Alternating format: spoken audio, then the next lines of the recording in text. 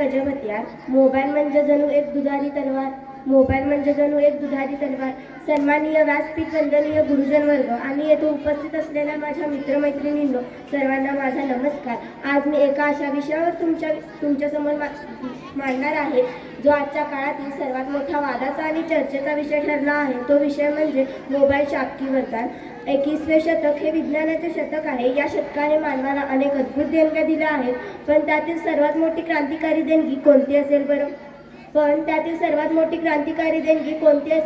तर तो आहे आपल्या खिशात असलेला मोबाईल. एकेकाळी पत्र पोचायला महिने लागायचे. त्यानंतर टेलिफोन आले आणि माणसाचा आवाज एकमेकांपर्यंत पोचायला लागला. पण आजचा स्मार्टफोन केवळ संवाद साधण्यासाठी राहिलेला नाही, तर ते एक चालते बोलते जग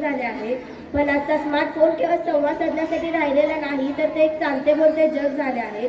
विज्ञानाच्या दृष्टीने पाहिले तर मोबाईल हे आधुनिक युगातील अल्लाउद्दीनचा दिवा आहे. आज आपल्याला कोणतीही माहिती हवी असेल तर आपण त्वरित गुगल सर्च करतो. शिक्षण क्षेत्रात तर मोबाईलने क्रांती केली आहे. लॉकडाऊनच्या काळात शाळेची दारं बंद होती, तेव्हा याच मोबाईलमुळे यूट्यूब लर्निंग आणि झूमच्या माध्यमातून आपले शिक्षण सुरू राहिले. आज एखाद्या खेड्यातील मुलगा देखील जगातील सर्वोत्तम शिक्षकांचे व्याख्यान मोबाईलवर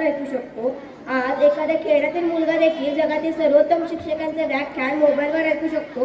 प्रशासकीय कामात पारदर्शकता आली आहे. डिजिटल इंडियामुळे आज आपण एका सेकंदात पैसे ट्रान्सफर करतो.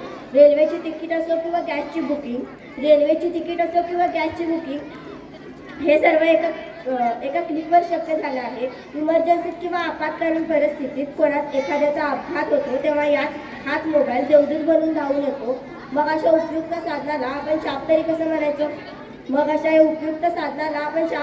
म्हणायचं? तर मित्रांनो, अति तेथे माती या म्हणीप्रमाणे जेव्हा वरदानाचा अतिवापर होतो, तेव्हा त्याचे रूपांतर शापात व्हायला वेळ लागत नाही. आज आपण पाहतोय की मोबाईलने अंतर कमी केले आहे, पण माणसं दुरावली. एकाच घरात चार माणसं चार कोपऱ्यात बसून आपापल्या मोबाईलमध्ये गुंग असतात. संवाद संपला आणि फक्त चॅटिंग उरल्यात. आजची तरुणी पिढी सोशल मीडियाच्या आभारी गेली आहे.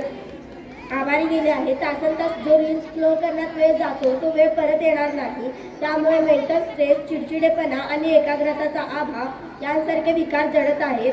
मैदानावरचा खेळ खेळण्याऐवजी मुले मोबाईल गेममध्ये युद्ध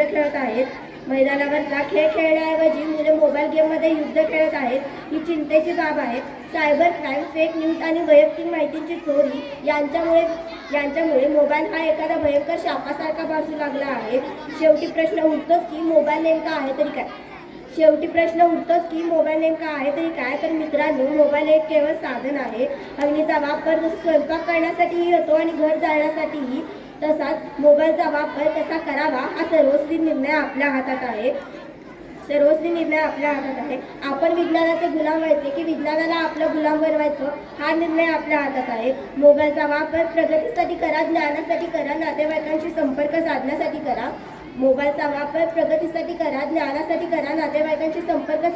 करा, पण त्यात स्वतःचे अस्तित्व हरवू नका.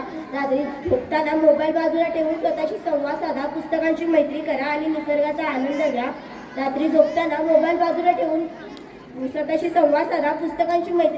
निसर्गाचा आनंद घ्या. आणि जर आपण मोबाईलवर नियंत्रण मिळवले तर नक्कीच वरदान ठरेल. आणि जर मोबाईलनेच आपल्यावर नियंत्रण मिळवले तर तो सर्वात मोठा शाप असेल. जाता एवढेच म्हणेन की तंत्रज्ञान हे हातातील साधन असावे. ते डोक्यावरचे ओझे होता कामा नये. धन्यवाद. जय हिंद, जय भारत.